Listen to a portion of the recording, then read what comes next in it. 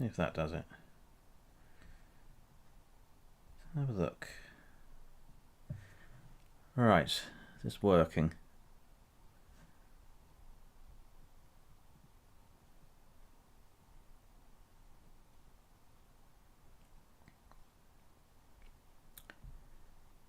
Oh, buffering. There we go, we live?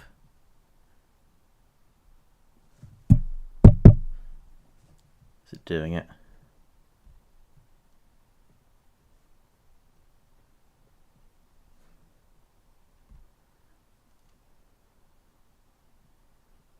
Yes, it's working good. Right. Okay, I think that's live now. I've got 1 like and 2 viewers. Wow, that's amazing.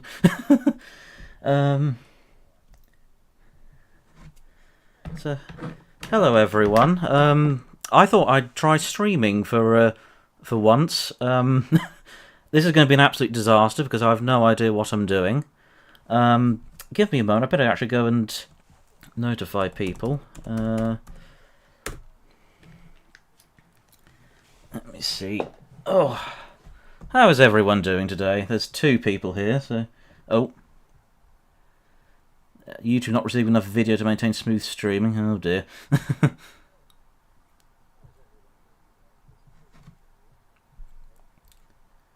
Where's the rest of the Waterloo review? Well, I've said that in a few videos a few times. Basically, the way I do videos now has changed, so I can't really edit them chronologically like I used to.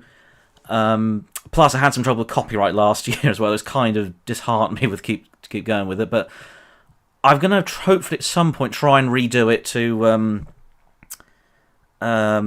re-edit it. I'm possibly thinking about maybe completely redoing the whole thing from the beginning and redo it a bit like how I do my Tudor rant. So it'd be like, you know, how am I going to word it? Can't think. Like, so you do like, you know, the authenticity section, character section, but we'll see how we go. So anyway, I better just go and Matthias, I better just message him. I told him I might be streaming, and when I feel come in. Hello, I have gone live. I have no idea if this is working at all.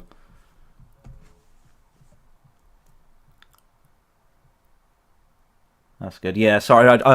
I live in rural North, and my internet is terrible, so there's no way in hell I can do do footage. You just got a picture.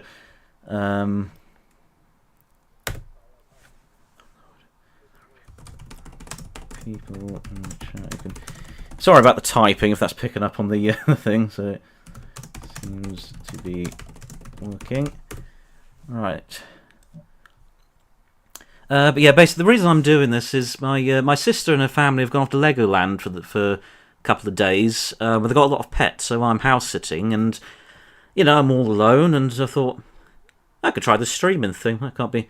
How hard could that be?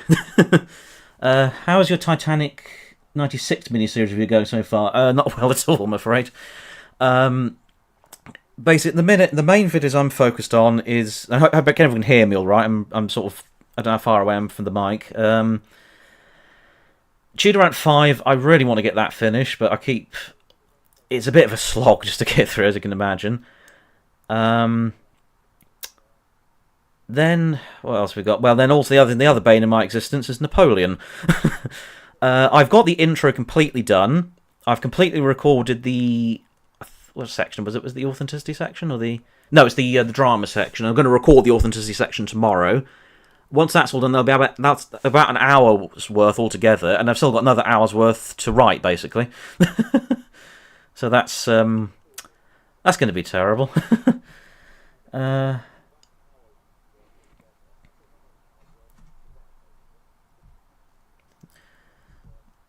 need to find a link for this stream settings. Is there a link? I'll probably get insta-flagged. Right, the boomer is kicking in now. How do I find the link for this thing? Because I want to go and post it in Analytics, Stream Health.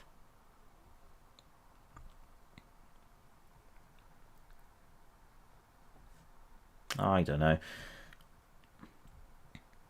Actually, if I just go on YouTube a minute, that might... I don't know.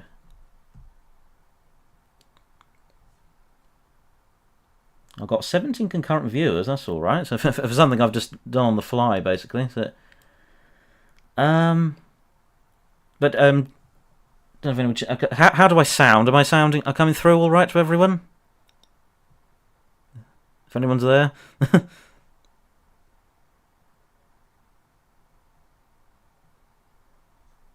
Yeah.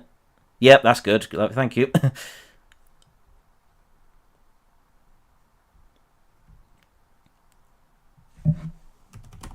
Alright, give me a moment.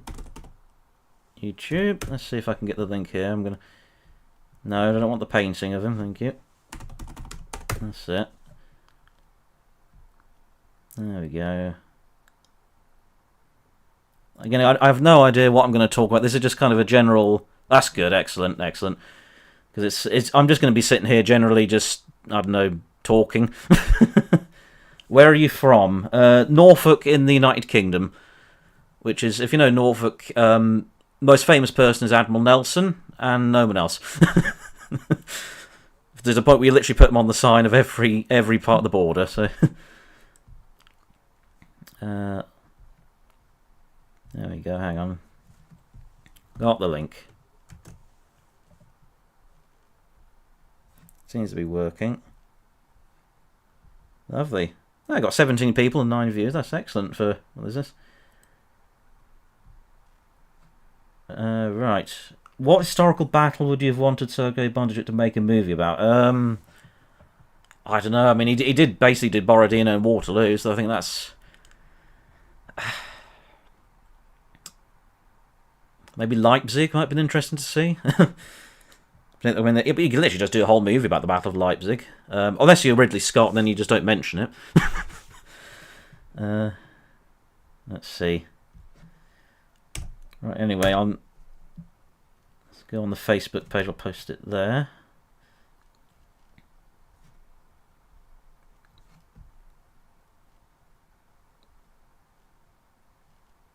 Anyway, I'm sorry if it's buffering as well, because I'm trying to post things. Right, here we are. I am trying out streaming on YouTube. Hope this goes well. And post that. There we are. All right. Post that. Yeah. Excellent. Right, that's posted on there. So I'm just going through. I'm posting just on Twitter and stuff, just so I can people know what I'm doing.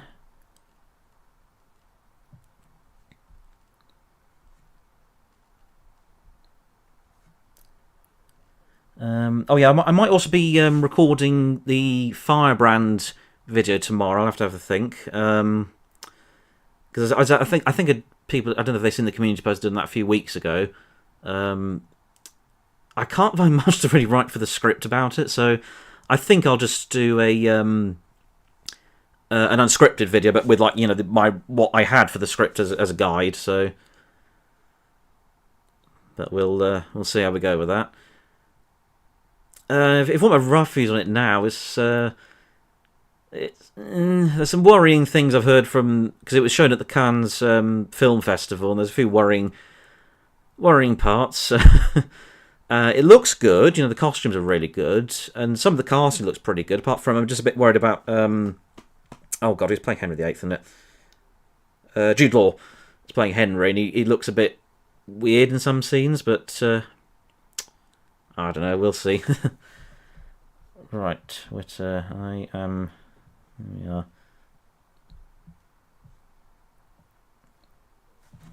I am trying out streaming. This will probably not go very well. There we go. And tweet. Oh, and I'll Oh, because somebody already posted it in the general chat, I think, and Discord. I'll post it in the announcements as well. I am trying out streaming. This will probably be a disaster. There we are. This probably won't be a regular thing. There's just be like a one-off now and then sort of thing, because I just had a bit of spare time, so I thought I'd try it out.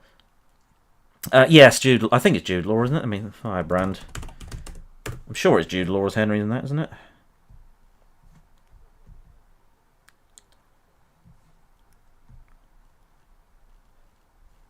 Yeah. Yes, Jude Law. Yeah, Alicia Vikander is Catherine Parr. And then Jude Law's going to be Henry VIII. Who else is famous in it? Not too many. I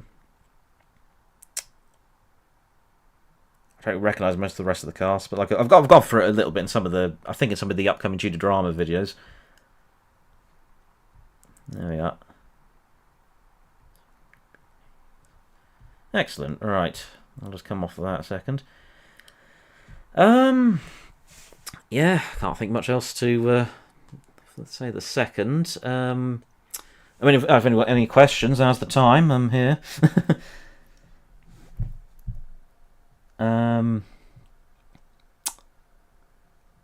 Trying to think, I could. But yeah, so I said the main videos I'm working on at the minute is say Tudor Rant 5 and then the Napoleon review. I have re-recorded the. I wrote a video years ago on the Battle of Stoke Field in 1487, and I recorded it, and then it got pushed on the back burner. And then recently I revisited. I've re-recorded it now. I'm hoping to get that done at some point. Whether that will happen, we'll have to see. It'll probably be like a sort of a 10-15 minute video, I think. So, right.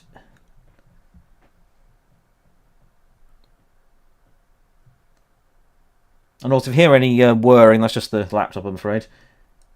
Will you get around to the Catherine Howard video? Probably not. That was an idea I had back then, and that was back then. Like the Tudor Rant series was meant to be just like a one-off thing. I doubt it, I'm afraid. Any thoughts on the upcoming Wolf Hall Mirror and the Light series? If you've seen the community post I did a week or two ago, I think on the picture, I'll just go through some of them there briefly. Costume-wise, looks very good.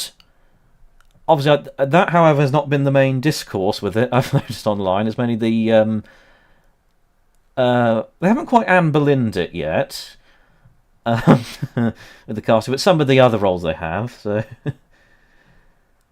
there is a funny thing though. I went back and actually watched some of season 1 recently. When I think it's the end of episode 4 and the start of episode 5. They repeat it when he arrives at Wolf Hall, and you can see Jane Seymour's family all there, and her mother's there. I notice. And she's not played by the current actress who's playing her. So just like, that's a bit of a... I mean, it's bad enough you've already changed the race ramp, and you've also, just from a continuity point of view, just like, oh, mother changed suddenly. But, had they used Ross LeManner's script for 96 using Adam Smith? I don't know, really.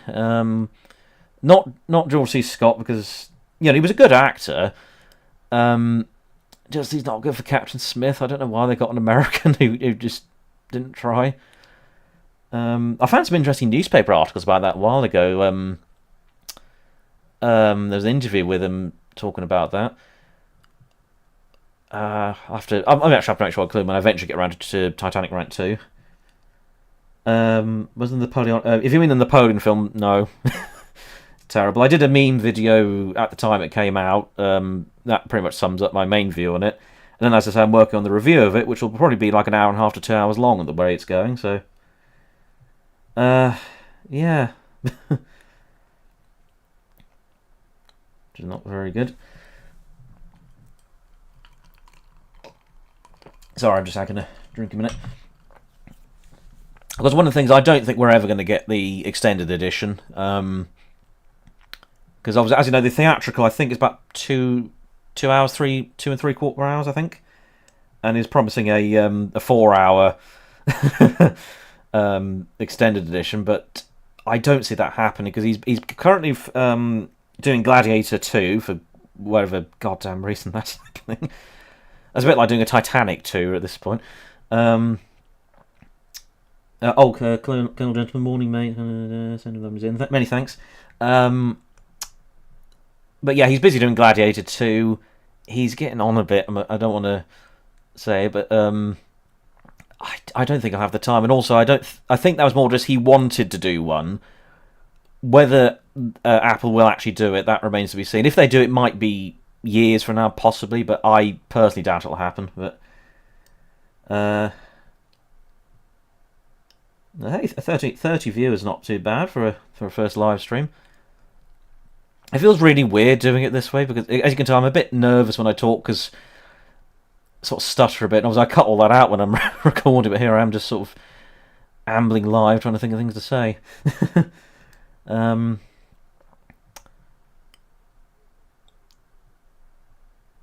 you know Netflix was recommended by some as a good Anne Boleyn documentary? Oh God.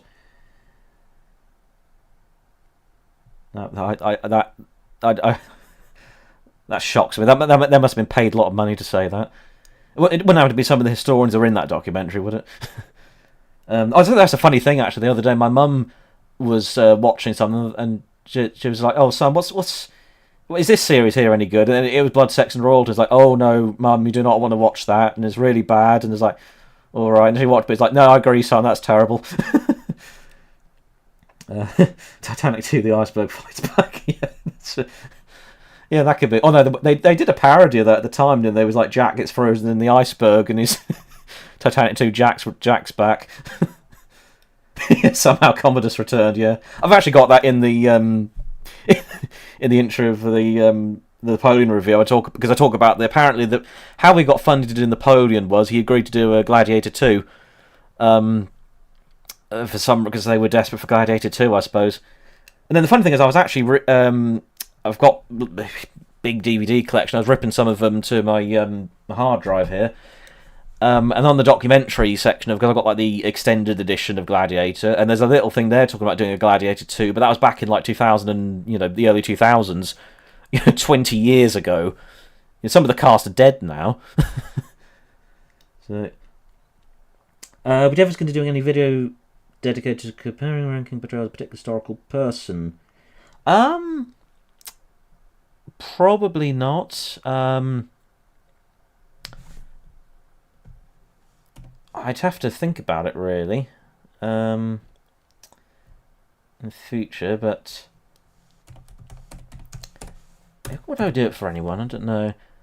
I'm kind of doing that in the way, I guess, with the Tudor Rant series, because you a lot of you are covering sort of Henry VIII and so on, and you've seen it through that. And there's one thing years ago I wanted to do. This would be a weird thing. Is Bunker, Hitler in the Bunker adaptation? Because obviously, because Downfall was the famous one.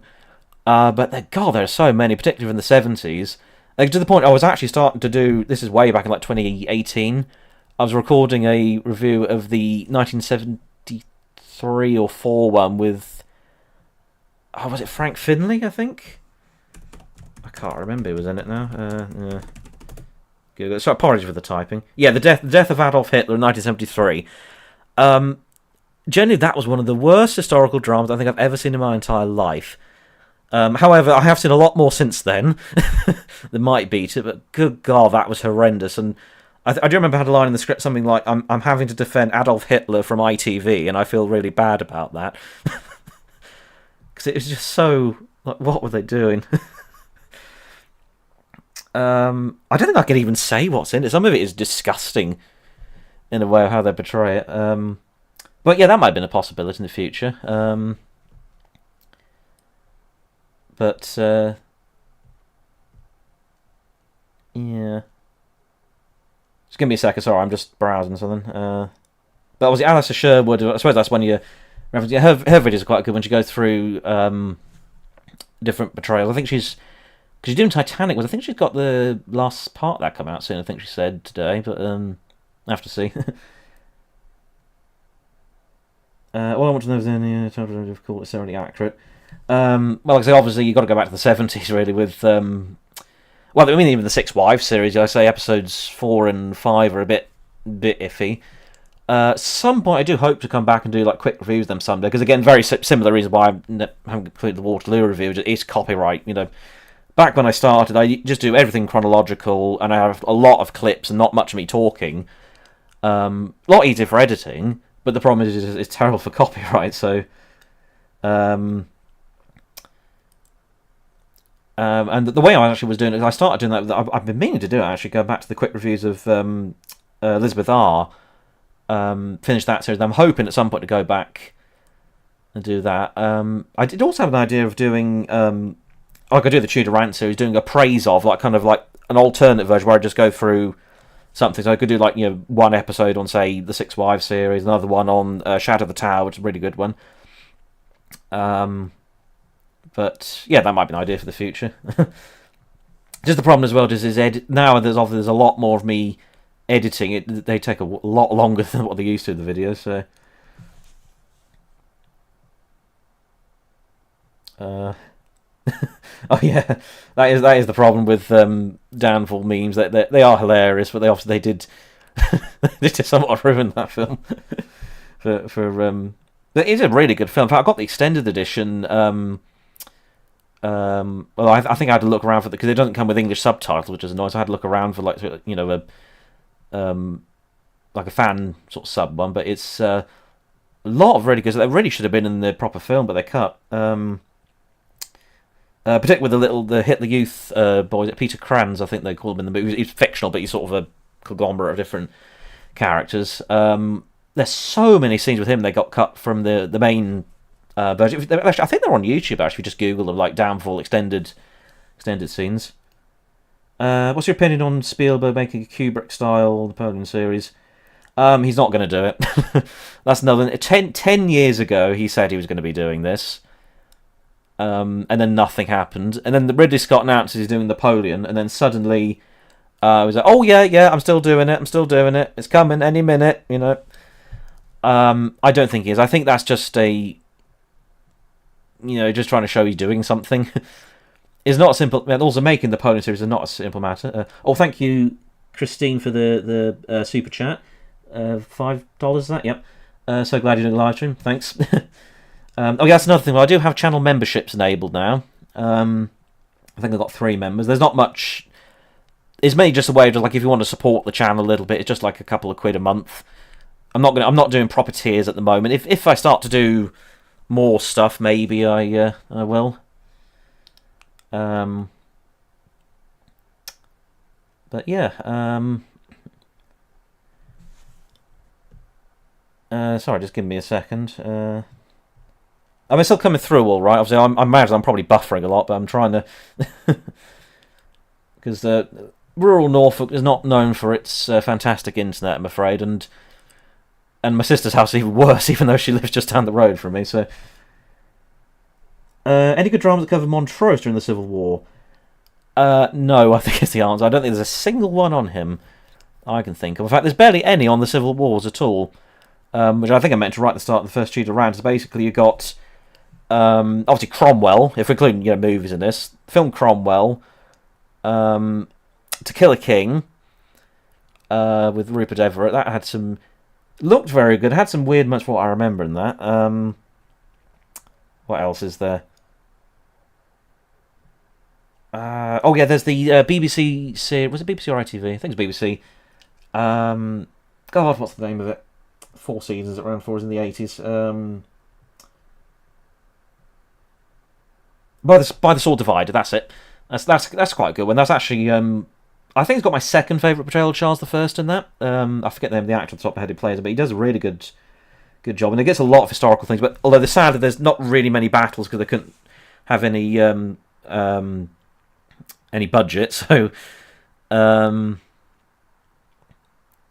like for example, there's a lot of scenes where, like, somebody comes and is like, "Oh, it's terrible. We just fought the Battle of Naseby, and Prince Rupert charged with his cavalry, and it's all just happens off off screens because we can't show it because we have no money." I literally think that's about it. I can't think. Oh yeah, and then there's the Devil's. Can I say the word on YouTube? WHORE. I've got to be careful of YouTube guidelines. It was a Channel 4 series from like 2005, I think, with Peter Capaldi. He was a decent-ish Charles, although they. I've not seen that for some years though, but I remember there was some problems with it though. But obviously, it's not mainly it's mainly just like there's a character just is set in the Civil War, so it's not really it's more that character story. Andrea Riseborough, I think, played the main character in it. And then there's The Children of the New Forest, about 500 adaptations of that, but again, that's just vaguely set in that period. And that's it. Movie about Montrose would be interesting, but I doubt they'll ever do it. In fact, I'm generally surprised they're not doing a bit more with the Civil Wars. I know there's that Mary and George series, which my mum said is terrible. She's kind of my go-to with anything on the normal television. I'll just say, so what was this like, Mother? And she goes, oh yeah, that was terrible. But oh yeah, God help they do it. Actually, I probably wouldn't want them doing an English Civil War because they find some way to mess it up. You planning to see the new Titanic movie Unsinkable? Nope. I vaguely heard of it, but I don't know. I basically know nothing about it, so I imagine is it like a fairly independent funded one or something, or World War II. Have you seen Conspiracy? Many years ago. I've not seen it since. Like the 2000s, I think. I was like a youngster then, and then when it was about 10 years ago when I was at uni, we did a whole module on the Holocaust, and the teacher was adamant that was a horrifically inaccurate, terrible thing, and we had to watch a 1980s German version which they filmed at Wannsee, so which apparently was much more accurate. But it was just very depressing because obviously it's a lot of Nazis in a room talking about genocide for an hour. Not the funnest of experiences. And then we also got to watch some extracts from, I think it was some of the sort of the propaganda movies they made at the time. But I think that Conspiracy. Well, was that the one with was Kenneth Branagh was in it, wasn't he? Played was it Heydrich? Yeah. I haven't missed any here because I've actually got a few coming in. Chat's coming in. Napoleon 2. That was been Napoleon capturing tuberculosis. Although he dies at the end of Napoleon, so somehow Napoleon returns. He just the Moonrake and the Scarlet Bay. But again, they're kind of more not really like they're not about the Civil War. They're just kind of set vaguely during. I mean, and there's there's a Witchfinder General one as well. Which is that the one with oh god, it's one of the famous horror actors, isn't he?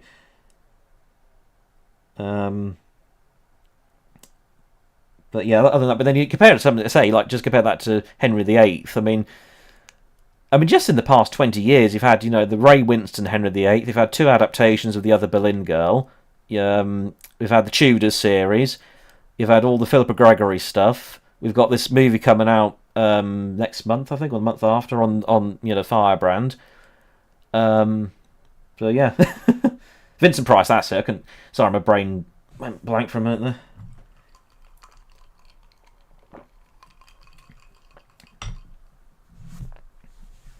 God, I've been going half an hour already. Great, time sure flies.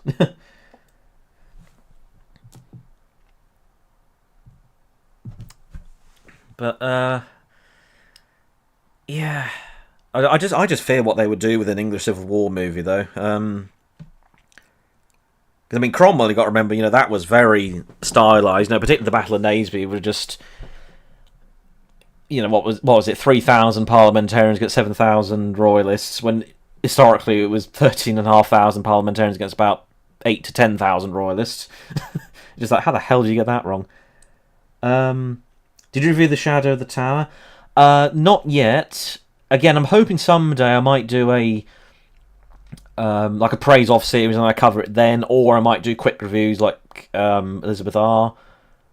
Whether that'll happen, because again, the problem is this Napoleon review has just become the every waking moment is just editing this damn thing. But again, channel members, I have actually posted the intro already, so you can go and in a community post for channel members.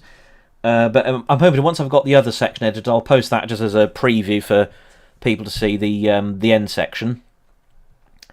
And then I've got to tackle the character section, which is going to be a slog. But it's amazing. Also, just researching some of it, like basic things like Louis XVIII, for example, he's only briefly in the Napoleon movie. Does one scene with God, sorry, my brain's gone today. I can't remember the actor who plays him in that. I'll just Google it now. Hang on, Napoleon. When it loads, Ian McNeice was it? I think. I'll say somewhere here. No, I don't want that. I want that. Again, just remember, I am a millennial, but I have the brain of a boomer, so technology scares and frightens me. Where is it? Yeah, Ian McNeice, that's it.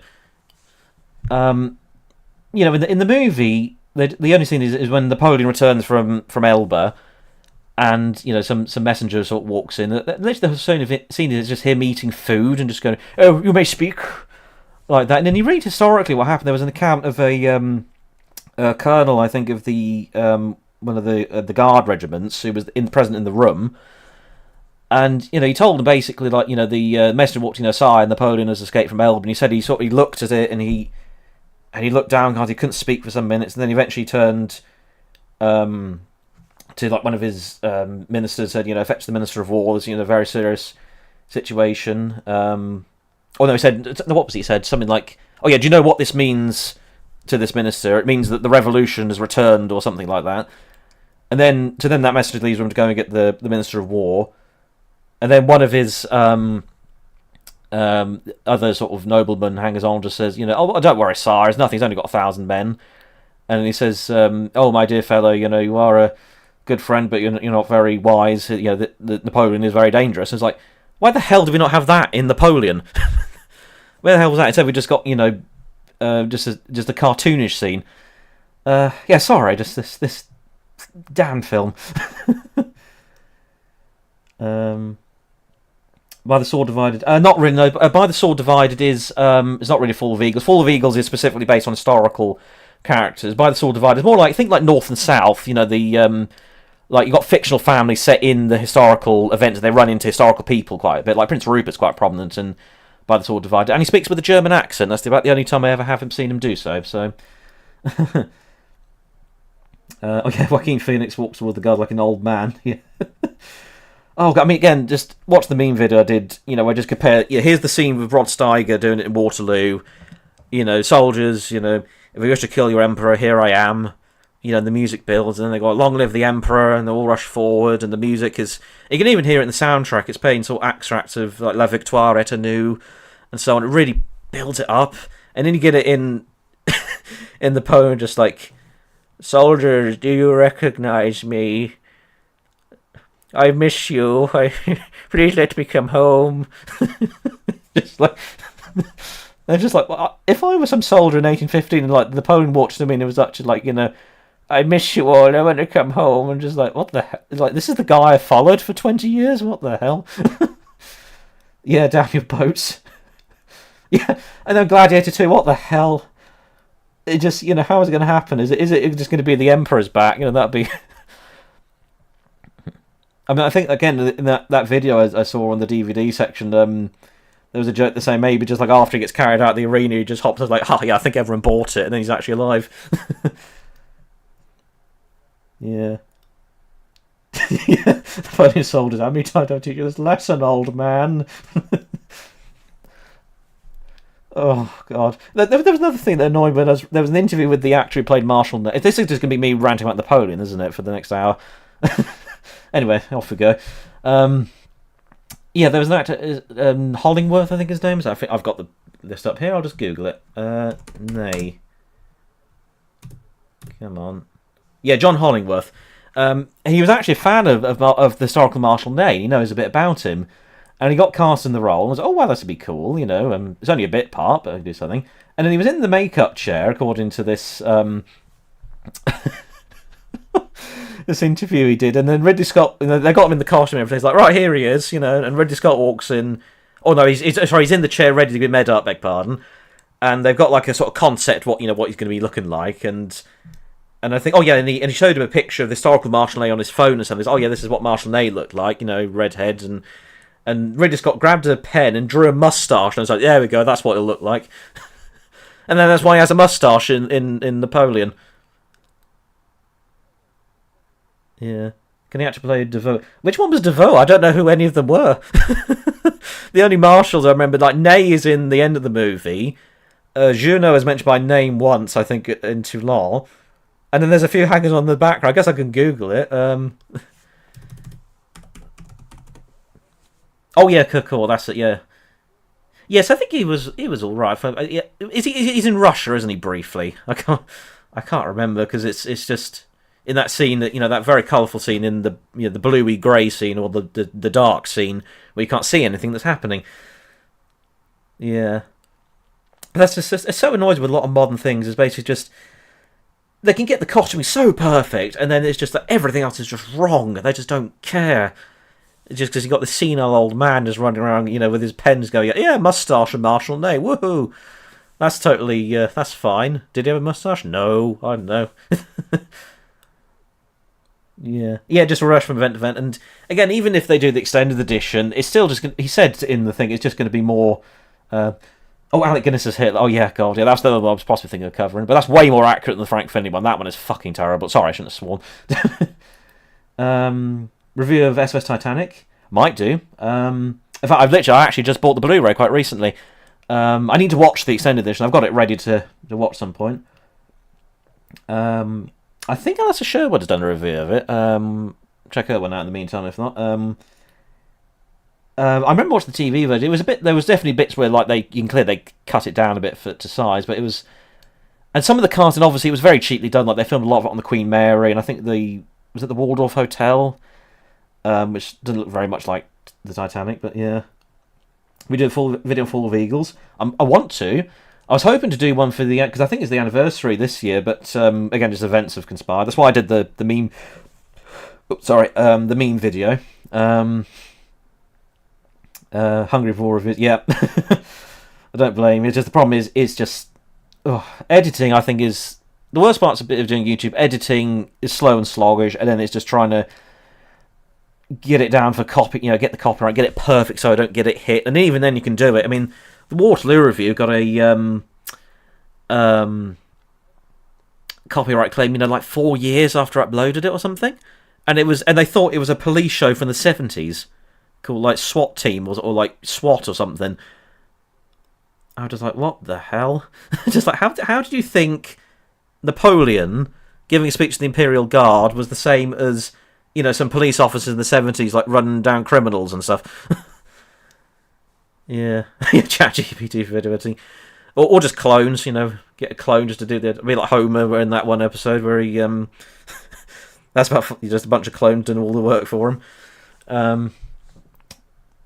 Yeah, also I think because now I mean literally when I started out I just made this in Windows Movie Maker on my videos, and then now I'm using Adobe Premiere, which has got way more options. Obviously I could do much more like a special effects, but then the problem is that makes me want to do things. That's why I do all the silly like meme stuff. So Waterloo's basically a Naked Gun movie. Oh dear.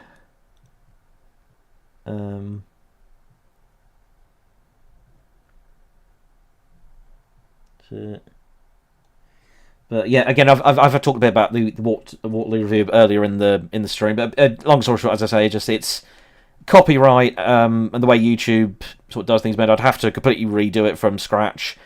Either I'll at some point I'll maybe go back to it, but obviously I think also those recent copyright kind of jaded me a bit, sort of. And also I'm just so focused on getting this Napoleon review done because Ridley Scott has annoyed me that much. What's the worst Philippa Gregory film?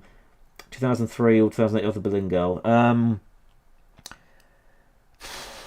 Oh god, I'll probably say the 2003 one just for the fact it's way more cheaper. Like it looks like it was shot in the 80s because the camera was so terrible. I mean, 2008 one cinematography is awful as well, from what I remember. Again, I've not seen it since I've done that unscripted video a few years back, but. Again, I just remember that was when they were starting to do all the silly, like, just the colour palette is either everything is bright yellow or it's bluish grey. There's nothing in between. Are you familiar with Apostolic Majesty? I've seen some of his videos, and I caught a few of his live streams. I mainly watched his like many of us, he was very annoyed at the Napoleon movie. Yeah, I felt quite like watching some of his ones. I think he took a break recently, something I heard, but I've heard. I think History Bus Nick Hodges, he said he's going to do one at some point. That's kind of prompted me to get mine done before his now. I'm hoping this will be the. It'll be a long video, but I want it to be thorough. So yeah, we know that God made a hateful world where Kubrick died before he made his Napoleon film. Yeah, that's amazing because you see, like, he had this whole library just made up of just costumes and things. What costume? It's not costume. Beg pardon. Uniforms. Your uniforms and what costumes they've been wearing at the courts and so on. At the specific point in the movie, had what he was having, where he was in each day of his life. Such intricate research. And meanwhile, you've got Ridley Scott, who's just like, he fired at the pyramids. I don't know. Yeah. Were you there? But yeah, I'll be very angry in the Napoleon review. You'll see. There's a bit I need to write into the script soon. There's a video, a French channel. They took Ridley Scott round with Joaquin Phoenix in the run up to the film being released, and they go around to a military academy. Not military academy, sorry, a military museum, and it's got loads of Napoleonic memorabilia. I think there was like Napoleon's original coronation robes. There was like the telescope he had at Austerlitz or something like that. And to be fair, Ridley Scott genuinely did seem interested, and stuff. And then there's Joaquin Phoenix, like, yeah, well, it's probably all fake. And then he just, like, walked off halfway through and left. I was like, wow, you don't care then, do you? Like, this is the person you're playing in the movie, and you don't want to learn a bit more about this interesting character, what he did? Yeah. We got to remember that Ridley Scott, he is a very old man now, and I think, well, he's been going downhill for 20 years, I think. I mean, some would argue far back as a Gladiator.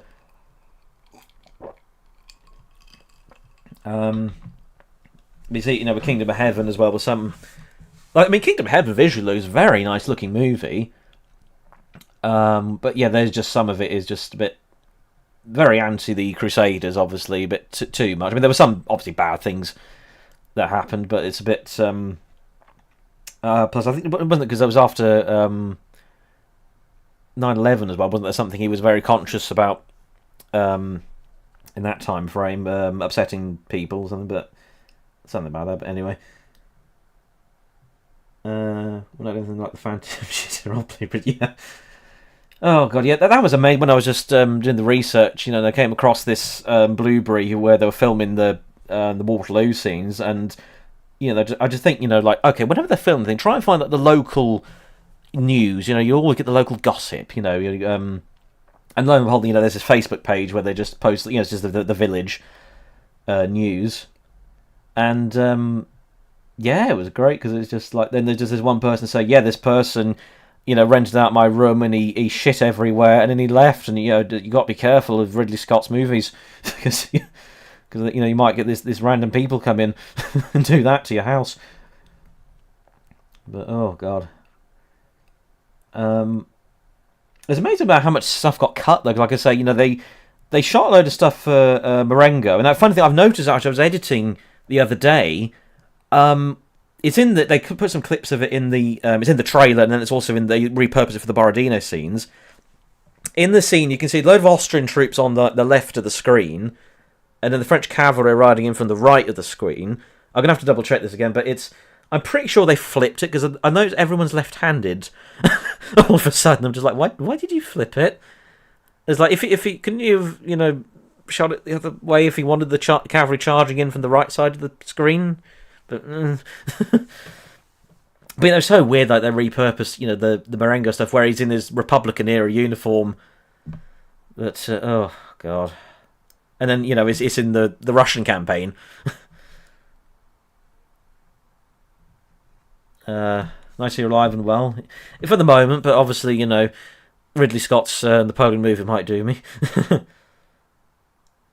Yeah, I don't know why. Well, again, Juno was named by name once, I think, at Toulon, and then that's it. Um, it's terrible. Oh God, I'm just you just think back and you think, oh God, I just remember this other awful thing that happens in it. But and then we think about, like I was saying, just why because how the movie starts. You know, you have the that very brief scene of Marie Antoinette and the children, which is it's so funny because they name them in the end credits as Marie Antoinette Child 1 and 2. I'm just like, sorry, couldn't even name them just the Dauphin and the Princess Royal. You know, couldn't done that. I was like, okay, Marie Antoinette Child 1 and 2, and they got all the uniforms right there, like the Swiss Guards more or less. And then very brief fleeting moment of that, and then they focus on Marie Antoinette's execution, had Napoleon there. But the thing is, like, he was actually in Paris when the Tuileries Palace was stormed, which was like, why didn't you show that? Like, there's the actual overthrow of the monarchy. There's a big violent event because, thousands, there's a big battle to start it off with, thousands of troops fighting, hundreds are slaughtered. And you can see Napoleon looking on, disgusted. I mean, that could be a good intro. It's like he's disgusted by the violence of the revolution, of the extremism of it, and he wants order, and that could be a good way to start off his character. But and actually, there's an interesting one I watching recently is Napoleon in Love. It's 1974 series with Ian Holm, who I think is now my favourite Napoleon. I'm going to put some clips of it in the Napoleon review. It's really good. I mean, literally in the first 5 minutes, Ian Holm has like 100 million times more charisma as Napoleon than Joaquin Phoenix ever did. It's oh god. I mean, obviously it did help. It was a 9-hour series, and it covers and I think it's entirely focused on his love life. So there's a lot with his battles and stuff that's mentioned, and again, most of it happens off screen. I think there's a little bit with the Royalist coup in '95, was it? 1795, and then a little bit of Waterloo right then. They kind of shoehorn in, but that gives it way more effective. Like, you see who Napoleon the man is with that, whereas, oh god, they didn't do that. Yeah, and Waterloo with the World War One tactics. I mean, again, we saw it in the trailer, and I was like, yeah, this is what they're going to do. Oh, so annoyed me. And that's the thing, is just like it was just like it's like you have to deliberately mess up. It's like it's written for you.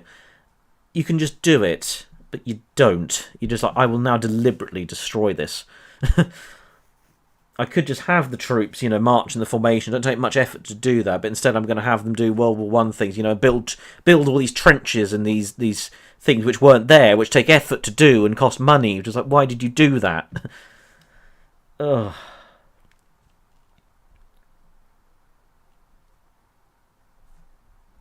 It's so annoys me.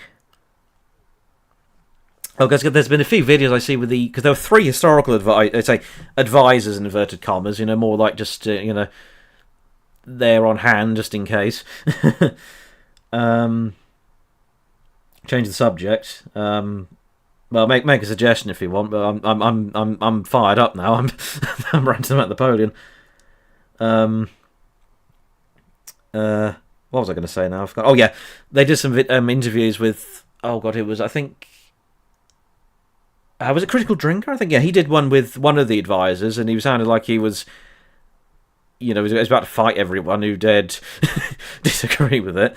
But the way he was saying is basically like that they were brought on at the last minute, the historical advisors, which is like, shouldn't you have those guys in the first place, like when you're writing the stuff? Because it doesn't matter if you've got the historical advisor in when you've already built the set. It's too late by then. That's like getting in an engineer to design a ship after you've built it. It's like. It is like, yeah, is this ship all right? And just like, well, you probably should have asked me earlier because it's going to sink now. Yeah. Yeah, it is awful movie to think about, but that's the problem. We haven't got much else good coming up, I don't think. I know how good Firebrand will be, but like again, I mean, from what I've heard, you see it in the trailer. There's the weird bit with Anne Askew, is that she's yelling revolution. I'm just like, what the hell is this? It's like revolutionary Russia all of a sudden. Eggleston, Gibson, and sometimes Scorsese. Yeah. I think also the thing that happened a few years ago, caused all the lockdowns. That's because I better not say the name on YouTube because I get something on my video. That has completely destroyed a lot of productions. Now I think they're all, and then we also had the strikes last year as well, so that's killed a lot of things off. Scott should have done Sharp with a big budget. He'd find a way to mess it up, I'm sure.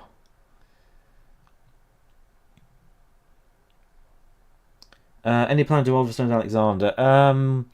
Probably not. I'm not. I've seen the film. I remember watching it at the time, and it has a bit of a slog. Even the theatrical was. The battle scenes were very good. Very accurately done.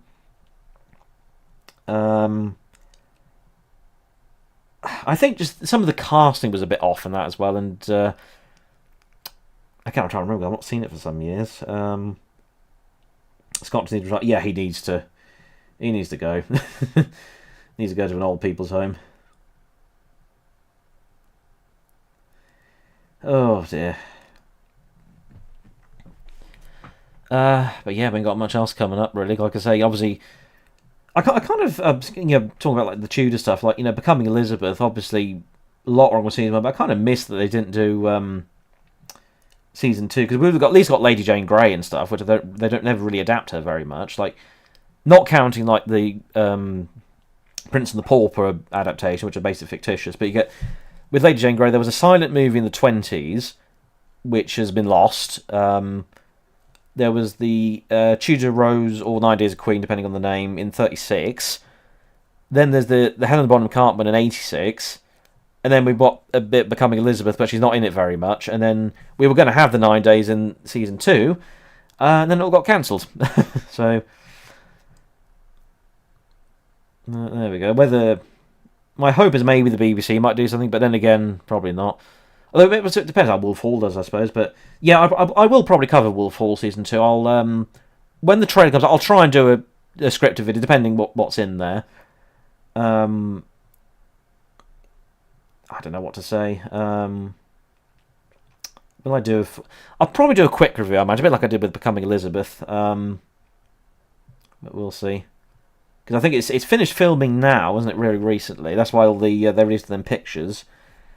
So I'd say at least 6 months from now onwards is when it will release. We're in April now, aren't we? So June, July. Well, you probably got a bit longer because of editing. I late this year, early next year, I imagine is when it'll come out, but we'll just have to see.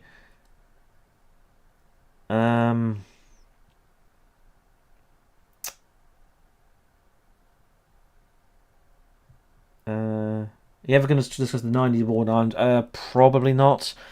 Like I said, I've got a few history videos I want to do, like on the Battle of Stoke Field is one I want to cover. So.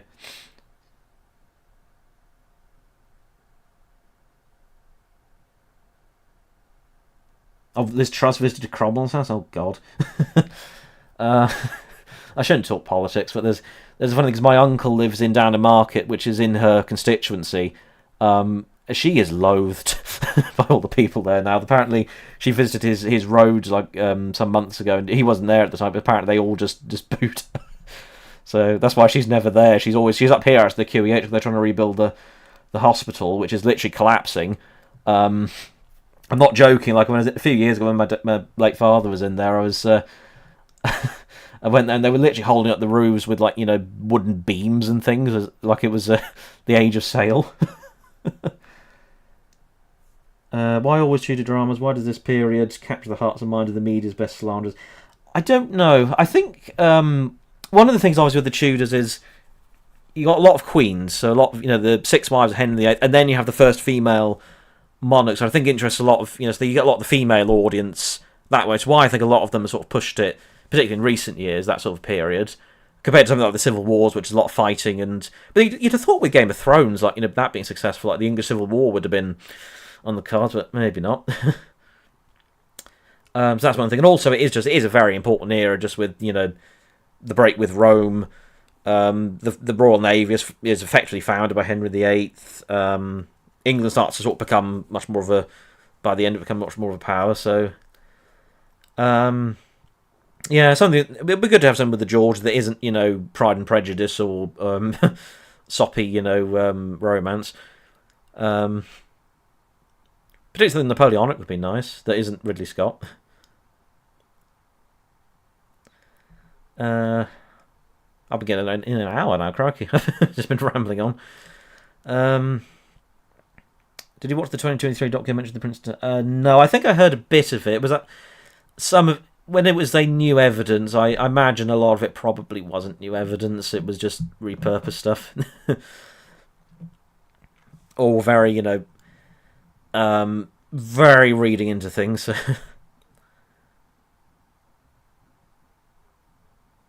It's odd the English Civil War is more popular. Yeah, it's said, but again, obviously, it is a complicated.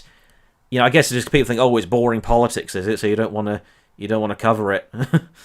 But it's have you watched Napoleon 1927? And I've seen bits of it. I intend to try and watch it before I fully write up the rest of the Napoleon review because I want to go through just some more of the portrayals. I've seen a bit of the 2002 series, but it's like the English dub, which is a bit weird sounding. So I want to try and find the original French just with subtitles if possible, because that might be a bit more better. Are you into naval history? A bit. Did I do my MA on Nelson? I can't remember. I think I did. Was it with Wellington? I can't remember which way around I did it now. Either way, I remember. I did one of my dissertations on Wellington. Then my MA, I think I did on Nelson's fleet. So, yeah. Can you recommend a good movie about the 30 Years' War? I've not really seen many about the 30 Years' War, to be honest. There's that one with Michael Caine in it, but it's not really about the 30 Years' War. That's more it's just set during the 30 Years' War. There was a series somebody linked up a while ago about one of the Imperial generals. I think it was like from the 80s, like a TV series, but yeah.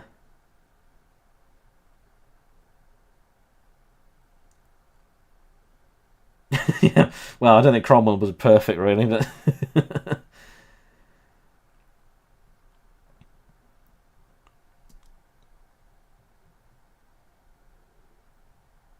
yeah, it would be. If a competent writer could do a good movie on the English Civil War, but that's the problem, really, and he won't get funding. It'll be somebody like a Philippa Gregory or something, or a Ridley Scott, because obviously Ridley Scott's apparently the only one who like do these at the moment.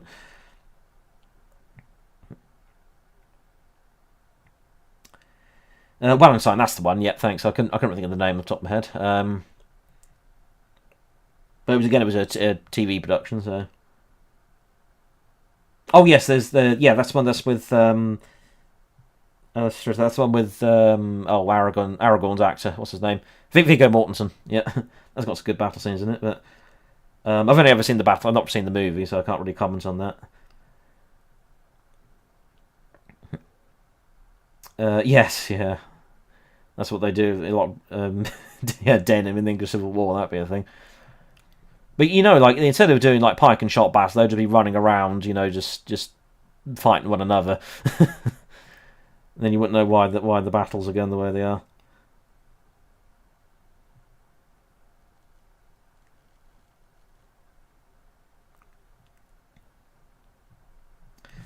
Just have a drink a minute.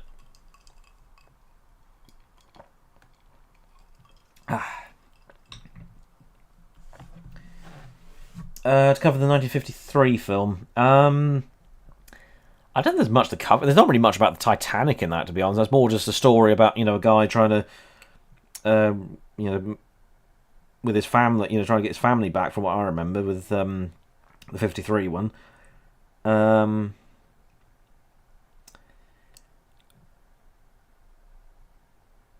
I did talk about SOS Titanic earlier in the stream. So, seen the film Emperor Paris? Nope, never heard of it.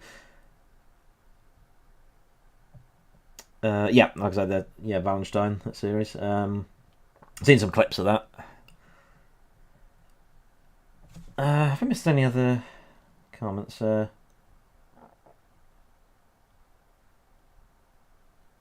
Oh God! Oh, Queen Charlotte. Was that That's the prequel to the Bridgerton one, isn't it? Oh god. Yeah, that's annoying that they've jumped on the. Oh yeah, she was actually Queen Charlotte was actually black because, and again the link of it is so tenuous. It was her ancestor on one of the sides of the family was Portuguese, and back in the 1300s he might have married a Moor, maybe, but that's 400 years before then.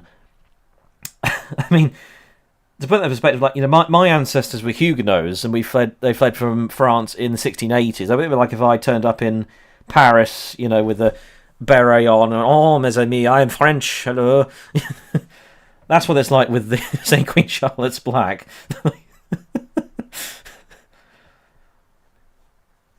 But then the problem that seems to have just taken off, and that was in everything, even in Wolf Hall, basically. You know, like as I said earlier, with the I don't want to have to keep talking about that, but they keep putting in things. But at least it could be worse. I mean, they could have changed, you know, Cromwell to being black or something.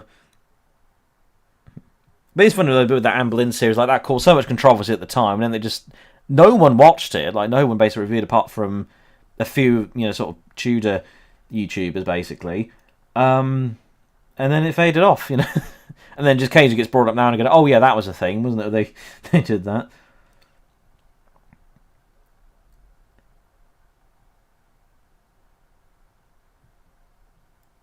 Is there Raising the Titanic? Oh yes, Raising the Titanic. That was. I heard the book was a lot better than the adaptation. Also, they discovered it. They made it just before they found the actual wreck, so they have to show it in one piece. But I think Richard Jordan was in that. Was Alec Guinness as well? I think. Yeah.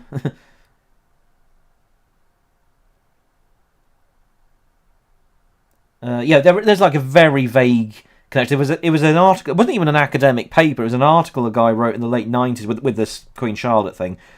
Very late 90s, like 99, I think. Detailing, but again, it's so tenuous. It's basically nothing.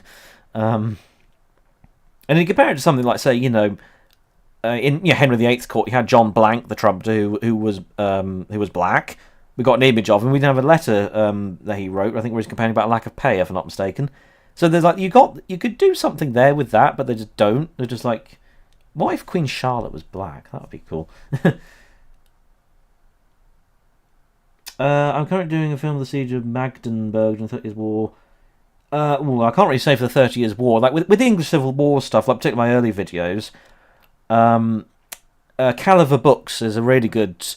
So some of the books are very expensive, but there's a lot of like original research. So like with the flags, for example, that's where I got some of my lot of academic works and research been done in there. Sometimes you just have to, just go around and have a look, see if you're looking for like units and stuff. I know that is it the Nafziger Orders of Battle one. I think it was like it's a US military thing. It's just a database of like orders of battle going all the way back to ancient times for like every battle ever. Some problems with it, but like that might be a good start. So. Oh yeah, that's the problem. Yeah, if they did a John Blank, so he would be, I mean, in some way they were kind of doing that bit, becoming Elizabeth the Pedro, who was meant to be. There was a Moorish. Well, there was a captain of a band of mercenaries who's from Spain, and he might have been Moorish. We don't quite know because there is mention of that he may have been. I'm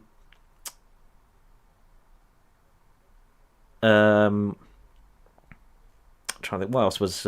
Oh yeah, that's because he died in 1551, I think, of like the sweating sickness or something. But then in Becoming Elizabeth, he's like around constantly, and he's just everywhere. So yeah.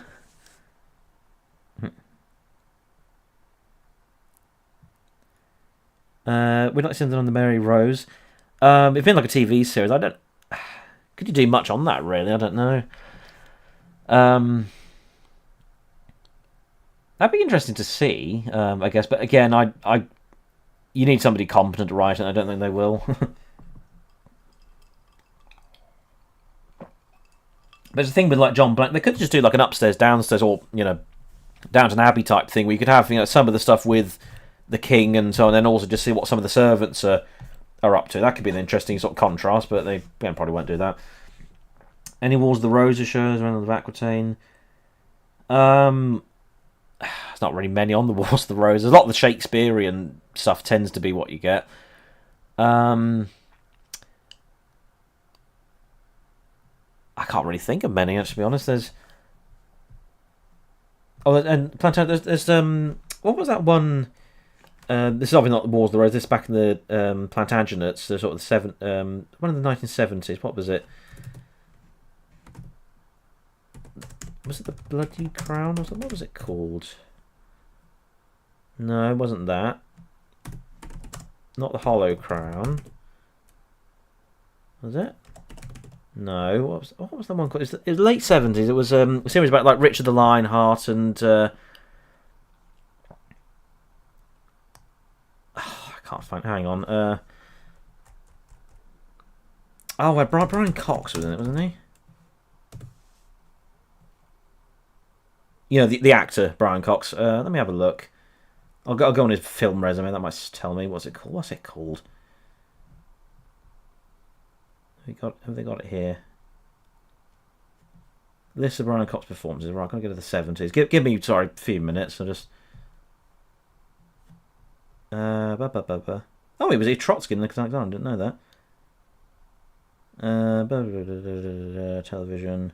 The Devil's Crown, that's it. Sorry, I couldn't think of the name. That's a really good one, but it was on YouTube, but the BBC took it down. But you can't get it anywhere. They've never released it on on media. But I think there is like the French released it or something, so it's like there. But so you have to like really, this is the problem. Like, they hide some of these sort of really good old series away, so you can't watch them. But yeah, the Devil's Crown, that's about sort of the Plantagenets. That starts with Henry II, I think, and it goes up to the death of King John. That was a really good one. That was... it had no budget, but they did it sort of in the way like they had the sets made them look like sort of like tapestries and manuscript stuff, which is quite interesting. Again, I'm a boomer. I don't know how to do things, but I put it in the announcement, so that the stream was going, so...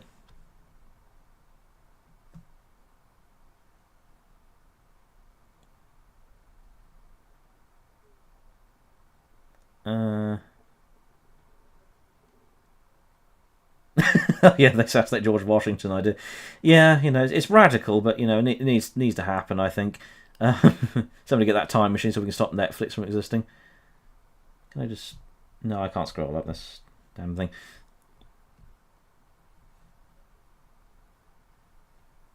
Yeah. And. Oh dear, God, it's more than an hour ago. I'll keep going for another sort of 20 minutes, probably, just see how we go. Did you watch Culloden many years ago, but I've not seen it recently. Pretty decent, I thought. And obviously it was black and white, wasn't it? There was.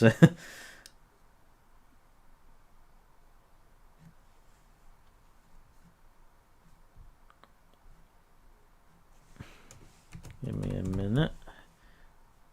Sorry, I'm just looking up something in a minute.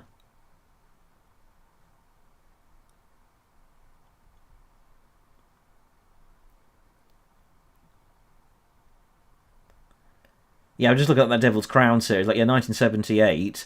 And they've got a copy of it at the British Film Institute where you can view it on request, but there's never been released on DVD. And then somebody uploaded it on YouTube, and the BBC copyright claimed them. So I was like, oh, so how can anyone watch this? If you at least had it on DVD or something, it'd be good. But apparently there's a French dubbed version which you can watch. But then also I have seen the English version somewhere, so.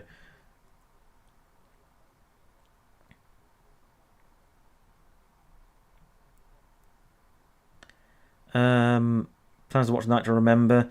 Probably not. I've seen it quite a few times, the film, so. The 1995 one. It's kind of weird. They kind of got authentic to the the 30s, which is quite interesting, more or less. Apart from the tanks at the end are a bit of a weird mishmash, like T-34s and things, weren't they? Very strange. Like at least they had it's an interesting idea. They stuck to it at least.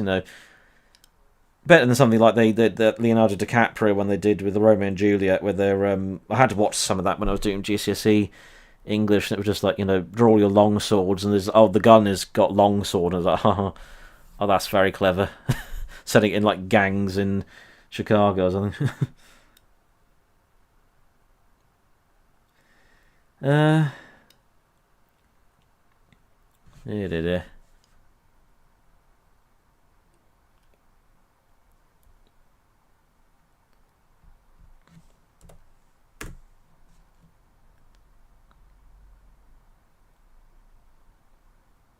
Sorry, I'm just checking something a minute. I'm just. What about Annette Crosby, Catherine Aragon? Oh, but again, as I said in the review at the time, yeah, I thought she was pretty good. Obviously, there's a bit of a problem when some of the last parts when she's meant to be older, and obviously the makeup wasn't quite perfect. Yeah. Oh, Google Matthias just messed with her, so I help bug a bit. Seems going well. There, good.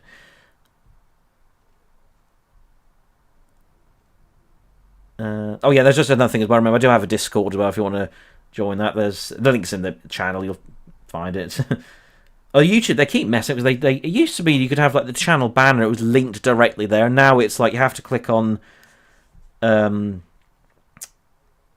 It's under the name. You have to then click on it. The links there, and it shows up in the about section, which is ridiculous. Like it's so much easier. But it's just like a little thing in the corner of the channel banner. But YouTube decided, yeah, I'm going to just change that for reasons. Thank you, YouTube.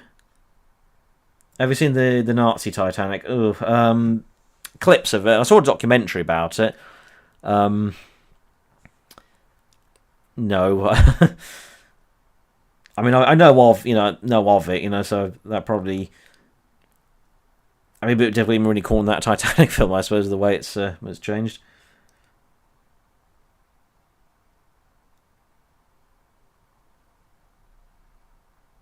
Oh yeah, thanks, Matthias. Actually, now you're here. Can I make you a moderator? Let's see if it lets me. Add as moderator. Does that?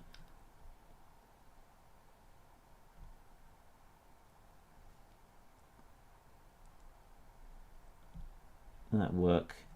Has that done it? I think you should be a moderator now, Matthias. I think I've added you. Not that you probably need it because there's not many people here. So like 40 views is pretty good for this this time. So favorite King Henry, probably Henry VII.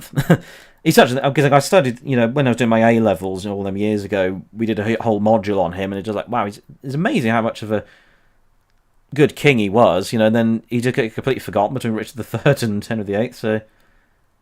Yeah, if you want to just join the Discord, it's actually I think Matthias, you just put the link in the chat. So, and also if not, you can also just click on if you go to the channel page, it's just on the under the name, we'll say links. Probably something like Patreon or something or whatever I got first, and then you just click on there. It should be in there somewhere. That's it. Good. Yeah, I'll try to keep going a bit longer. It's at 9:30 now, so. So things got better than I thought. Actually, I had no idea what I was going to be talking about. I just thought I'd just wing it. So I've been got some nice ranting about Napoleon in there. And then I just wondered what else we'll get down the road because obviously Wolf Hall. I mean, once Wolf Hall's done and once Firebrand's done, what else is there going to be for Tudor related stuff coming out? I know Stars is doing that. Catherine de Medici. So I forgot the name at the top of my head, but that stupid one. But it's more. They just seem to be going down the comedy route now. Of a lot of these things. I bet that'll be what we get next. So. But then I can't think. I mean, obviously they finished doing the Philip Gregory stuff, so.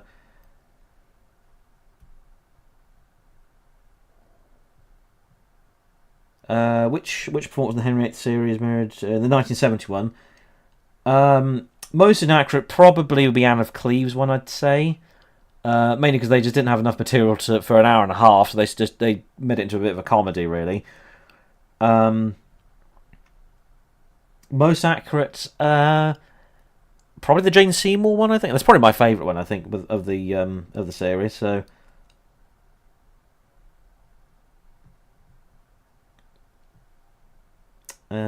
Yeah. I mean, just after the stream's done, this will be unlisted because apparently YouTube doesn't like live streams. That does your algorithm in apparently. So I'll leave it unlisted. I'll probably make a playlist of live streams so I can access there. We can access there.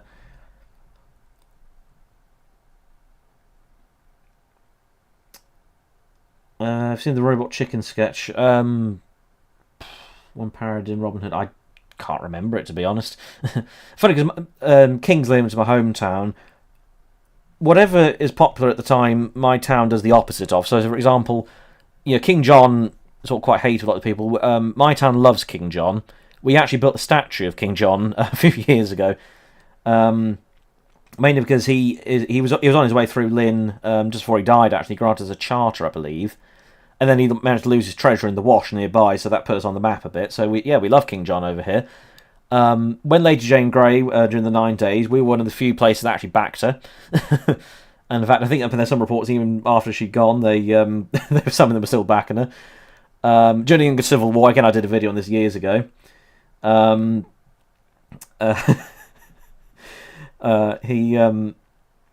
Royalists, Lynn was the only town that supported the Royalists in Norfolk.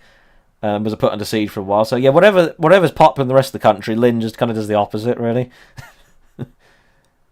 Herod with the Wake movie. Again, though, that I fear they would just butcher that. They'd find some way to change it.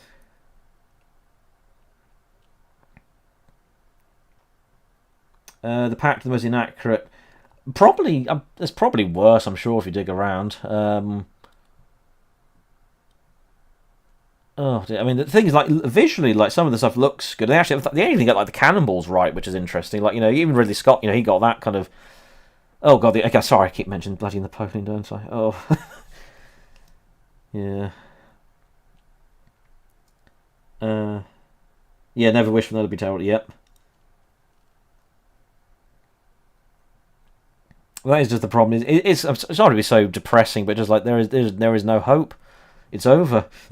What can we make this good? There's you just need somebody with like passion to come in who actually like.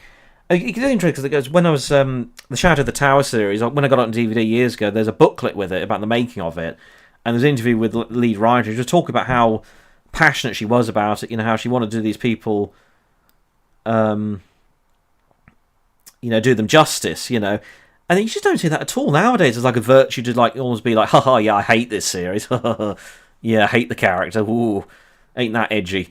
And you just like, if you hate it, why are you making it? Or you don't care about it. That it boggles my mind.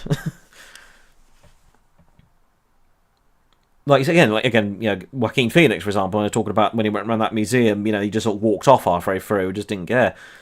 They were just like, well, why are you playing Napoleon then? Like, it must have been some contractual thing, I think. Just Ridley Scott was desperate to have him, so yeah. Well, yeah, I think it was in the news recently. They're trying to look for King John's treasure again, but they said there's literally 1 in a million chance of finding it. But I think one of the theories is he might not have actually lost them. He might have sold them off, but he couldn't admit it, so he went, "Oh no, I lost them in the wash." So,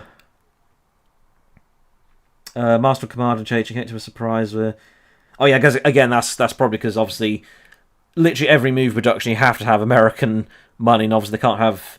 They're probably a bit worried about having the Americans be not the bad guys, but sort of the antagonists of the film. So it's annoying, but at least at least we got the pretty good naval combat with the French in there. So.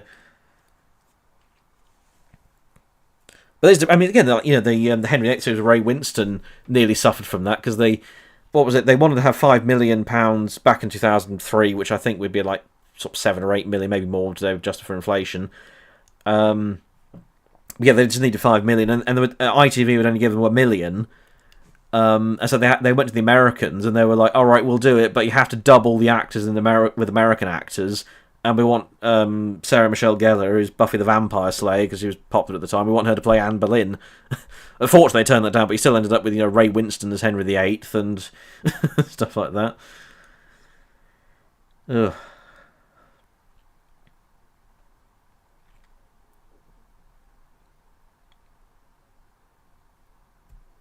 Yeah, sorry if you hear me pause. I'm just looking at like the chat and just other got other things open, just so how things are going.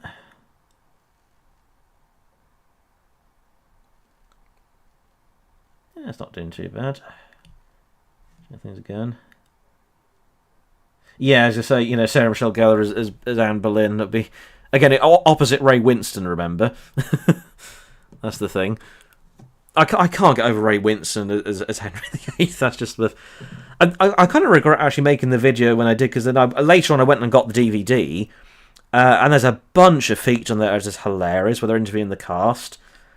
I wrote them down at the time. I should go and let me go on Facebook a second. I probably can't find the post I wrote about it on there. It was a while ago I did, but let's go.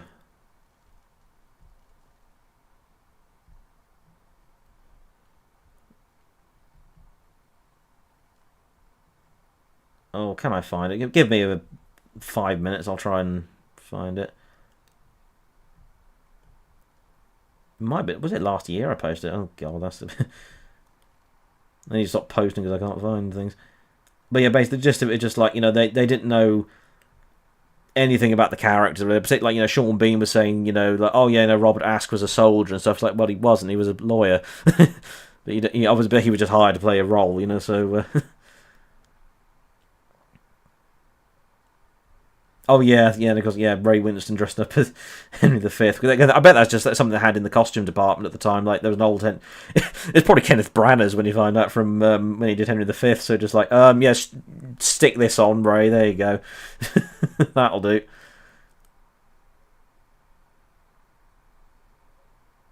Oh god, there's so much about the opponent. Where is it? Come on.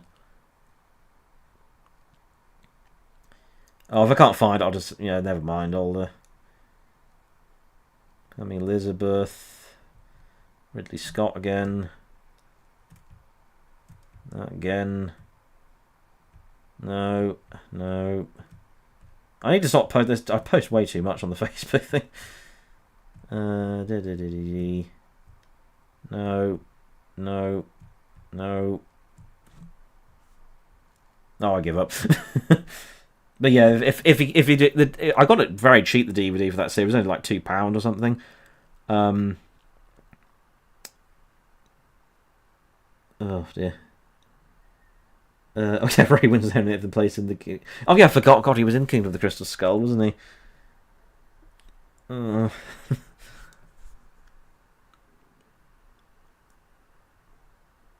There's never Bucking Rebel. Yeah, that's.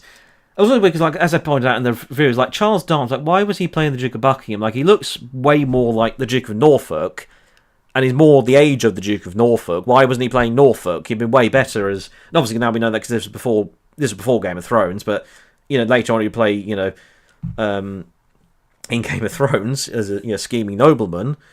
He'd be much better as Norfolk. But why was he Buckingham? And then Mark Strong, who's much younger, was playing Norfolk, and it's like. I don't know.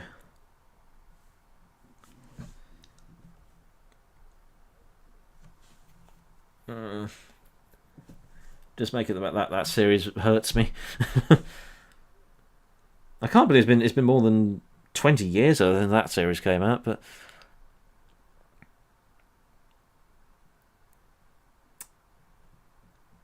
how are we doing? I'll probably go for another like 5-10 minutes, something like that. I'll but yeah, just thought I'd just test out doing a stream. This has gone quite well. So again, I'm sorry, like the internet's probably not working as well with the buffering, but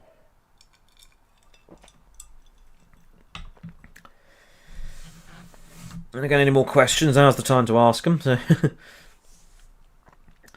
Admiral, I've seen the clip. I think of him playing Charles II. I'm just like, what? Who thought Charles Dance would be a good Charles II? Like. He's way older than. I mean, was it just he needed a paycheck and it's like, oh, you're called Charles? Could you play Charles II? Like, yeah, sure, whatever. Like, was it one of the Godzilla movies they did with the one with Millie Bobby Brown in it? I think, and he's in it as the villain. And he said he just was like, well, the catering was good, and that was like his positive view of the film. Like he literally just did it for a paycheck. So. Any film covering William the Conqueror? No, I can't think of any. There was, I mean, there's that Dan Snow did a drama documentary a few years back, which it's quite funny because they got bring it back to that, but the they race swap one of the noblemen with him randomly. There's a black guy. I'm just like, who's that? They just don't explain it. Just and that was back in 2016, 17 or something. Might have been earlier than that actually, I think. But you're gonna review Serpent Queen? No, definitely not. In fact, it kind of annoys me that they threw Becoming Elizabeth under the bus and then they promoted that when actually the viewing figures weren't much different. So, oh yes, because her career's Millie Bobby Brown. She's trying to, get a career after Stranger Things, doing Netflix things like Damsel. Which I heard that's pretty bad, but I think I'll skip that one. Oh yeah, Pillars of the Earth, isn't it? The I've got that on DVD actually. The one with that's set during the Anarchy, is it, with Stephen and Matilda or Maud, depending on the name. I probably should watch that again. And then they did Cadfile as well. That was set during the same time. So why did they remember they looked like in real life? Yeah, I don't know. Sometimes it might be a mixture of laziness, or it's just they just don't care. What do you think of Shakespeare movie set in modern stylistics? I actually covered that a bit earlier with the Ian McKellen one. I think that they did, like I say, they at least that they stuck to that with his Richard III one, but not so keen on the Romeo and Juliet one they did with DiCaprio. Mainly because I got forced to watch some of that when I was doing GCSE English. So, oh yeah, Millie Bobby Brown and the Tudor drama. That's possible. She'd probably be Anne Boleyn, wouldn't she, or something, or Elizabeth. Actually, they might do Elizabeth, won't they? Do her. Oh God! I've just remembered, didn't they? They got that damn Lady Jane Grey series, isn't there? The comedy one. Oh no! It's just like you remember there was a. Ray Winston was in that Damsel as well. Oh no! But yeah, I just remembered. Oh God, yeah, the what's it called? My Lady Jane. Oh God, that gave me PTSD just trying to read that extract. But yeah, there was a thing actually after I did that video. There was the Rob Brydon has a podcast, because everyone has a podcast these days. I basically do now. Look at this. And he was interviewing one of the actors in it because Rob Brydon's in it. And he's like, yeah, it just sounds like every trashy thing you can imagine. With it's got lots of sex in it. It's got lots of swearing. Because that's so controversial. Oh, if you heard swearing in a period drama, ooh, very controversial. It's like, oh, that's going to sound terrible. And it's just so a shame because, again, Lady Jane Grey, her story's so interesting. It makes such a great drama, and they're just like, do we want to do that? No, let's do this really shitty thing. Oh, I've had much interest in the American Civil War. A bit, yeah. I've been and hard about doing a review of Gettysburg someday. I do actually have. It's not American Civil War, it's a bit afterwards, but the Son of the Morning Star on Custer. It's a 1991 miniseries. You can find it on YouTube. That's another one that's never really been released on media much. That's really good, actually. I quite like that series. I want to do a review of it. Hitler Red. Oh yeah, in the with oh god, that Lady Jane series, yeah. But yeah, so someday I might want to do a Gettysburg and all that. Son of the Morning Star. Yeah, I don't know where I got the idea to do the Downfall edit with. I think that just evolved as I was going, because originally I was just going to have. I thought about just reading it out, but then I thought, oh, I can't be bothered. I'll just generate it. And then I thought this needs a bit more to it. And I thought I'd already done the bit with where I just said, I feel like Hitler in Downfall, where he gets told, the counterattack ain't coming, and he just bams out the room and says he's going to shoot himself. I thought, oh, that's perfect. Why don't I just edit in the clips of him just having a breakdown in the chair? So. But yeah, I think it worked well.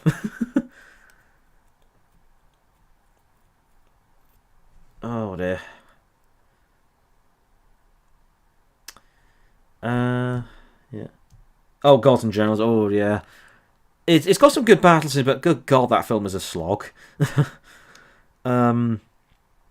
It didn't know what it wanted. It should have been a TV series, and obviously there is the problem. Obviously, I know it's got accused of being sort of pro-Confederate. I guess the problem with that though is you got a lot of if you're trying to portray what the people believed in, you're going to get different things like that. But I think that's the main thing. They should have had more with the Union side, because basically in Guns N' Roses, from what I remember, there's only really like Chamberlain and a bit of like Burnside and Hancock, but they yeah. Any plans on Titanic? I have mentioned it earlier. Like I say, that's on hold. Titanic Rant 2. At the minute, I'm just mainly focused on the Napoleon review and Tudor Rant 5. I really must get Tudor Rant 5 done. I recorded it like 2 years ago. Just events keep conspiring against me. So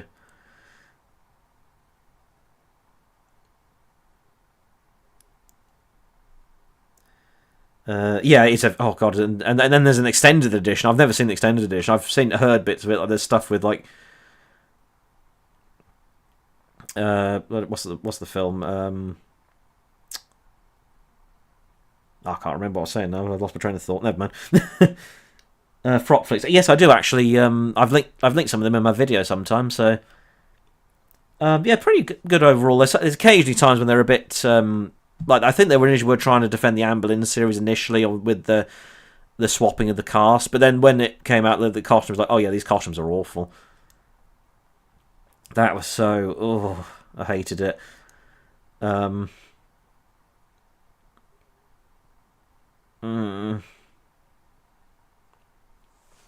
it was. I still can't get over the headband things, you know. But again, that's just seems to be the thing. They always do headbands, don't they, with the stupid dramas. I mean, it's probably not that much more effort to make an accurate Tudor hood, but I've watched The Power and the Passion many years ago when I was a kid. I can barely remember it. That's got I keep calling him Bilbo Baggins. Martin Freeman, he's in that one, isn't he? I remember. Well,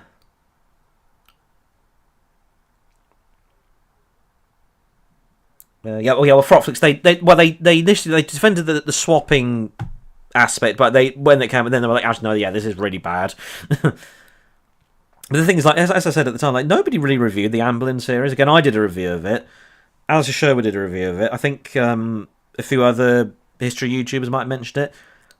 Everyone else just talked about the drama around the casting. That was it. You know, there wasn't really nobody ever watched it. In fact, you can see the viewing figures; it just plummeted because they only got like I think what the episode 1 got 700,000, whereas the thing that was usually in that slot got 1.5 million.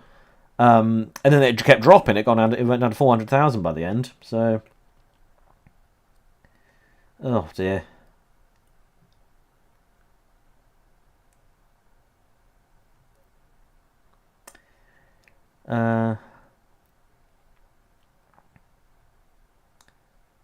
I sound a bit like Drac, do I? I can't hear it myself, but then I guess you sort of. I guess it's just that pronounced British accent coming through. So, but he's one of my favourite history YouTubers. Highly recommend. Obviously for the naval stuff. So.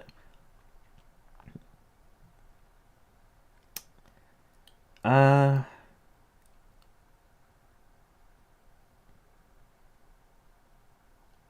are we doing for time? I'll go 10 to 10. I'll go for another 10 minutes. I'll stop at about 10 o'clock probably, so that'll be a bit over an hour and a half. I've been going.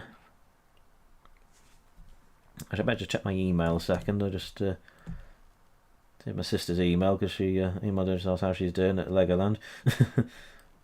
Oh yeah.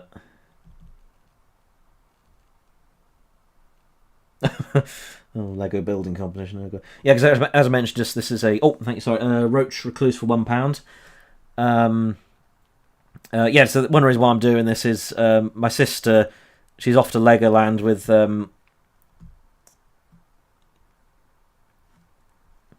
do I send a super chat message? I have no idea. I've never sent a super chat in my life, I'm afraid. If you just send it just type it in the chat, I'll read it out. YouTube sometimes they censor certain things, so. But yeah, my sister she's gone to Legoland with the family, so I'm looking after the house and the pets, so got a bit of time to myself. So I thought, I might as well try streaming, see if that works.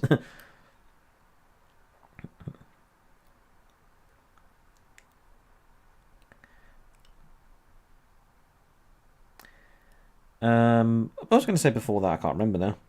Anyway, but my train of thought's gone. Oh yeah, there's another thing as well. Just obviously, thanks for the super chats coming in. Actually, I should probably. What does that do? Oh yeah. Oh, you can heart them. Cool. I should have been doing that all along. Where's that other one? Can I find that other one that got sent earlier? No. Never mind. Don't worry. Future VTube. Oh god. I hope not. Yeah, I was probably ought to plug channel memberships as well. I think they've got one tier at the minute. I should go to my channel a second and have a look. Hope this won't tank the stream because my internet is terrible. Yeah, just on they're on the join thing, and I think it's £2 a month. I think. If you just want to support the channel, in like a regular way, that's just help me out. That's fine. There's no special perks, but actually, channel members do have a unique emoji. Can I use it here? Add emotes. Can I do it? There we are. That's the unique emote. There it is. If you're a channel member, you can use that in the chat. That's the only one I've got. I think it's perfect, but.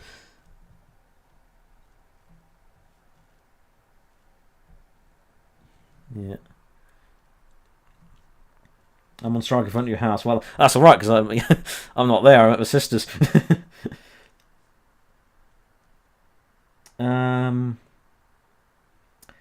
Right. Well, again, I'll start. Just go a little bit longer, but I'll start winding things up soon. Any more urgent questions or? Yeah, it's gone all right. Like I said, I was a bit worried. Would I get many sort of viewers? But there's been, I think, up to about 40. I think so. Yeah. Look for the joined and see. It's under. If you go into the main channel page. And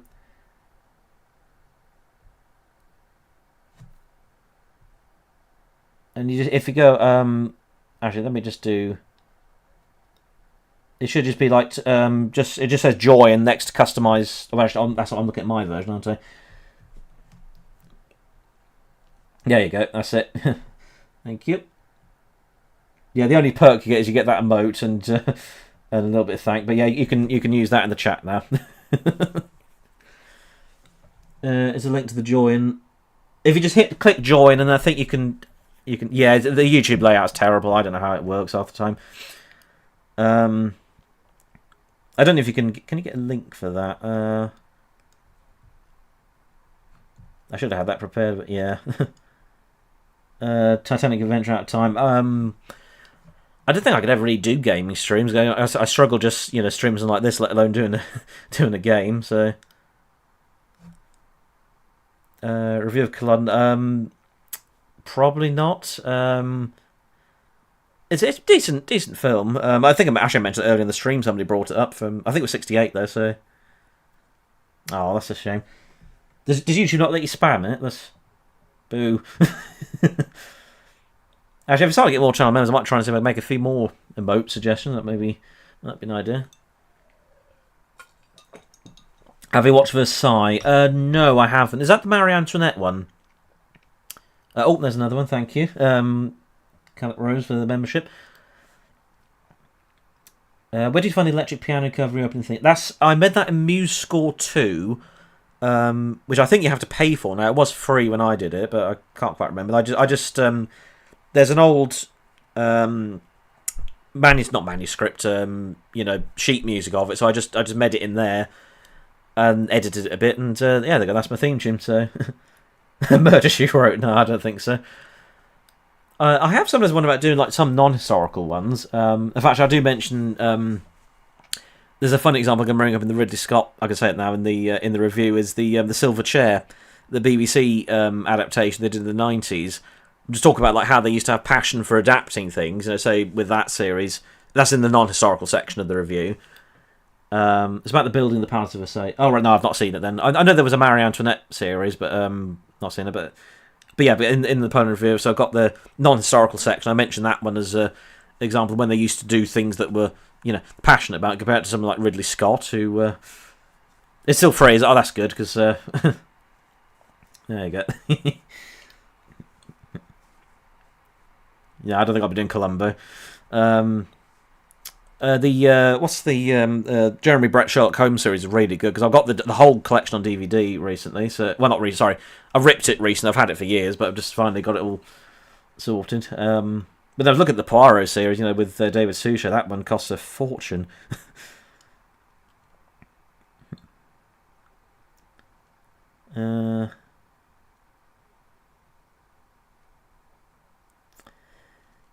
Oh yeah, views are dropping a little bit. So, covered any ancient Roman movies? Probably not. I mean, you could do something like the Fall of the Roman Empire, maybe, the one from the 60s. But again, I want to kind of just. I know stuff about ancient history, but I'm more focused on my specific topics. I don't really want to just review every single sort of vaguely historical thing that comes out. So. Favorite YouTuber is Ridley Scott's The Poland you've seen so far. Apostolic Majesty, he did a live stream going through a lot of it. That was pretty good, I thought. I'm trying to think, really. I've got a funny bit actually in the intro where there's just sort of like I make a joke about the political divide has been united because you had Vorsh on the one side is on the left criticising the Poland saying this is awful, and the other side were the Lotus Eaters like Sargon of Akkad who was criticising it. So just like. And then have a joke where Boss Naz, comes at the end of Phantom Menace going peace, because it united everyone. Everyone hated that movie.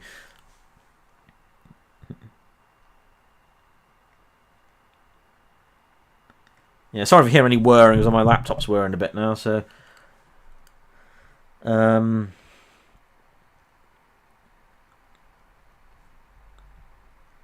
right, I'm just gonna go to the YouTube Studio a minute.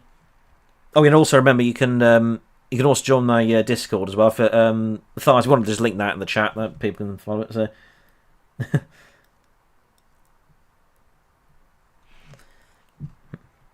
yeah, that's one thing. Perhaps why it's taking so long to edit. I keep editing little memes and stuff in the video, but it's. I think it's necessary. Oh.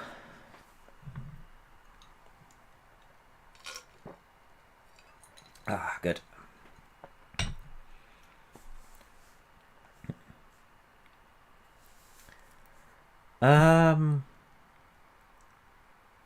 Yeah.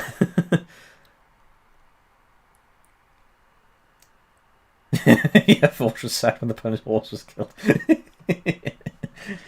Yeah, Phoenix, what he was the strangest. Oh yeah, I've talked about Napoleon Love earlier in the stream, so go back later. I praise it a lot because I think Ian Holm was one of the best actors playing Napoleon. So, oh hello Terry, you've turned up right towards the end of the the end of the stream. So, but I'll like I say, I'll enlist it, but I'll put a I'll make a playlist afterwards. And I'll add it there. So.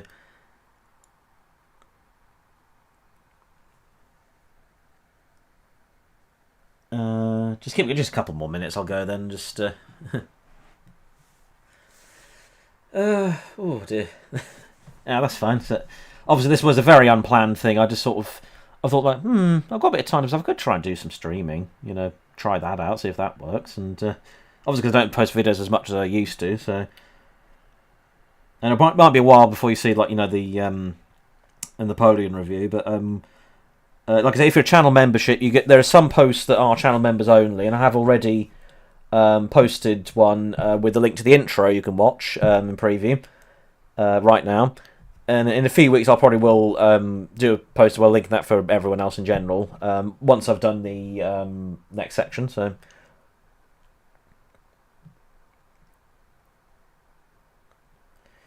Right, well, I think that's hour and 45 minutes have been going, so I think that went all right. So, whether I'll do one of these again, we'll have to see if my sister and the family go to Legoland again. I can beat and look after the house. Yeah, thanks for the Discord link. So yeah, like I said, at the moment, Tudor Ant 5 and the Napoleon review are my main priority. I will probably be recording the unscripted video, beg pardon, tomorrow for the Firebrand trailer. Again, because I just feel like I couldn't write a full script for the review of that. So I've been just going to do an unscripted one. We'll see how that goes. And I've got some other projects on the back burner, but it's just time. Find the time to get them all done, really. But yeah, well, thank you, everyone. I guess this has been the Laughing Cavalier. Wishing you a good day, and now I'll boom at the end of this. Your stream will stop me. Yes. End it. Thank you.